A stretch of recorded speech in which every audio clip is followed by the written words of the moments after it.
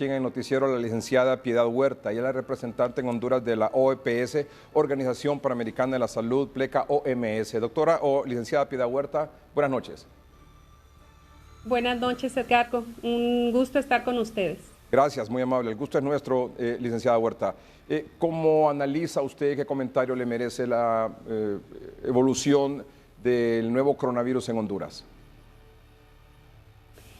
Bueno, es una evolución más o menos esperada. Realmente sabíamos que el virus iba a llegar en algún momento al país. Tuvimos unas semanas más de tiempo que otros países. Fuimos un país, después de más de 100 países, llegó a Honduras. Sin embargo, bueno, llega porque hay una movilidad enorme de personas en el mundo y hondureños van, vienen y en este caso, bueno, llegaron algunos de Europa que traían el virus. Entonces, eso sabíamos que iba a suceder. Ahora, la evolución y la respuesta que se ha dado, yo creo que es una respuesta adecuada a las circunstancias porque necesitamos detener la propagación del virus en el país, minimizar la propagación del virus en el país tanto como sea posible. No va a ser posible detener la pandemia, no ha sido posible en ningún país porque es una enfermedad que se transmite de persona a persona. Sin embargo, lo que queremos, lo que pretendemos es aplanar la curva, que no se nos presente como un pico, como fue una explosión de casos en otros países como Italia o como España o como está sucediendo en Estados Unidos, sino que se presente de una manera espaciada que nos permita atender a los casos, que se permita identificar plenamente a los contactos de esos casos positivos, ponerlos en cuarentena, luego determinar si presentan sintomatología en algún momento para ponerlos en aislamiento. Entonces es todo un proceso que conlleva muchos pasos y que requiere de mucho trabajo de seguimiento, de vigilancia epidemiológica y de atención médica, pero al mismo tiempo sabemos que no es un problema exclusivo de salud, es un problema mundial que ha rebasado a muchos países y es un problema para el que ningún país en el mundo estaba preparado ni pensábamos que íbamos a llegar a estas dimensiones. Entonces, se va mucho más allá del sector de la salud, entra en el sector de economía, de trabajo, de logística, de transporte, entra en todos los sectores. Así es que es por eso que es tan importante que esto sea una respuesta integral e integrada y que sea al más alto nivel del Estado. Por su experiencia y conocimiento, licenciada Huerta, de estos 30 casos reportados, ya confirmados hoy en Honduras, 20 son mujeres, 10 son hombres, y de los 30, 7 son personas de 60 años, mayores de 60 años, y 23 son menores de 60 años. ¿Qué le dice esto a usted? Bueno, me dice que estamos en Honduras es un país que tiene una mayoría de población joven, tiene solamente menos de un 10% de población mayor de 60 años. Me indica que cuando las autoridades nos dicen que solamente 4 de estas personas mayores de 60 años están hospitalizadas y que las demás están en autoaislamiento, quiere decir que están en un estado de salud estable. Es decir, están pasando por su proceso infeccioso, pero es posible mantenerlas en autoaislamiento en su casa. Y son pocos los casos que están hospitalizados. Esto es de alguna manera positivo, digamos, si reconocemos que la población más vulnerable son las personas mayores de 60 años, especialmente si tienen comorbilidades como diabetes, hipertensión, asma, tuberculosis o alguna otra enfermedad. Entonces, es algo previsible un poco porque por ejemplo, nuestro caso índice, varias de las personas de su familia eran mujeres. Entonces, ahí en ese círculo familiar que le llamamos clúster o grupo de personas dentro de una misma familia, hubo varias mujeres infectadas. Así es que, bueno, es una perfil que va siguiendo la evolución de la infección en las personas de la población.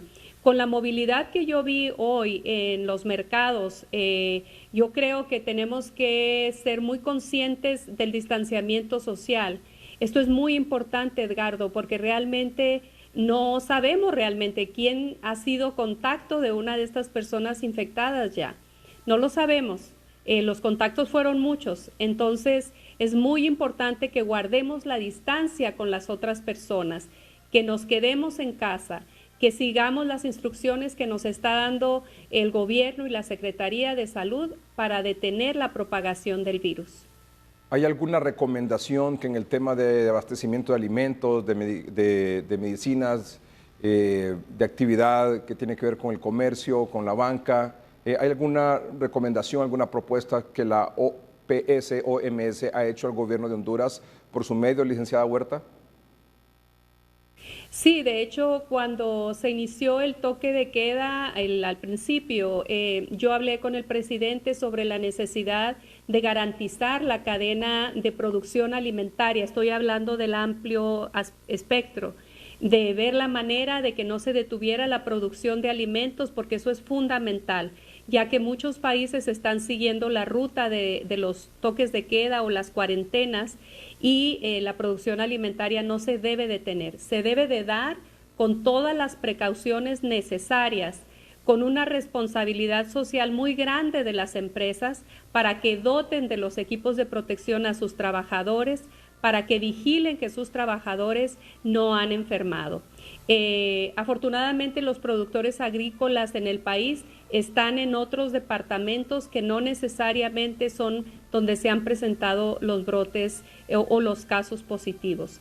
También le comenté que era muy importante garantizar los elementos básicos para la vida diaria de las personas, como es la alimentación diaria, en la provisión de agua, el saneamiento ambiental, o sea que no se debía detener la recolección de basura, que los trabajadores de la salud debían de contar con un transporte, buscar una logística adecuada para que sin que hubiera aglomeración de personas se pudiera dotar a los trabajadores de la salud de un transporte para llegar a sus trabajos, al mismo tiempo de los equipos de protección personal. Entonces conversamos sobre eso, el presidente fue muy anuente y muy pronto, creo que al siguiente día, pero además debo decir que el presidente ha tenido múltiples reuniones con todos los sectores, así es que eso es una previsión que estaba ahí y que lo único que hice fue enfatizar la necesidad de tenerlo en cuenta.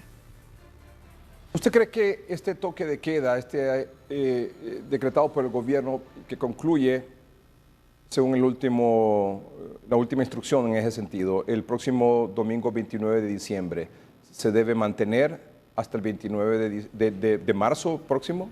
De marzo. De marzo, sí, perdón. ¿O cree usted que debe extenderse hasta la otra semana también? Mire, yo creo que lo más que podamos resistir en autoaislamiento, en cuarentena, las personas que no tengan una necesidad absoluta de salir a la calle, nos da más tiempo de detener la propagación del virus y de atender, de encontrar a los contactos para poderlos poner en aislamiento. Entonces, la fecha del 29 de marzo nos está dando esas 2 semanas más o menos de margen que buscábamos para estos contactos de los primeros casos. Ahora bien, hay casos que han ido apareciendo y que a partir de ahí se inicia un nuevo ciclo. Así es que son circunstancias que se van a tener que ir tomando en cuenta para definir si se prolonga o no la cuarentena o el aislamiento de las personas y de qué manera se da. O sea, la forma de hacerlo, el mecanismo que utiliza el gobierno, esa es una decisión gubernamental. Eso es una decisión de Estado y nosotros somos sumamente respetuosos de eso. La cuarentena para las personas que pudieran haber estado en contacto con una persona infectada es fundamental para controlar la transmisión. Y por otro lado, quiero aprovechar entonces el momento para indicar si alguien del pueblo que nos esté viendo en este momento cree o sabe que estuvo en contacto con una de las personas infectadas, es muy importante que se comunique al 911 para que informe de esto y se le pueda hacer el seguimiento correspondiente y cortar de alguna manera la propagación del virus. Lo que recomiendan los especialistas, luego de ir avanzando en las investigaciones y el aprender haciendo también, porque esto, como ya sabemos y usted lo decía, es algo absolutamente nuevo, dice test, test y más tests, es decir, pruebas, pruebas y más pruebas, la receta que recomiendan los especialistas para ganarle al coronavirus. En Honduras, ¿tendríamos las suficientes pruebas como para ir a buscar al virus y no esperar que el virus llegue a nosotros? Sí, bueno, esa fue una declaración que hizo nuestro director de la Organización Mundial de la Salud, el doctor Tedros, y definitivamente hay que hacer el test de todos los contactos que tengan definición de caso sospechoso. Esto es muy importante porque él dijo test, test, test dentro de un contexto. Esto es algo muy importante. O sea, no se trata de salir y agarrar a cualquier persona que está pasando por una calle y probar a todo mundo, porque esa no es una manera eficiente de usar los recursos, que no son muchos, debo decirles, porque hay escasez de casi todo esto. El mundo entero está demandando todos estos insumos, pruebas laboratoriales, equipos para hacer pruebas, equipos de protección personal, equipos tecnológicos para atender a los pacientes en hospitales, mascarillas, guantes. Entonces hay una escasez a nivel mundial. Tenemos que ser muy estratégicos en el uso de los recursos.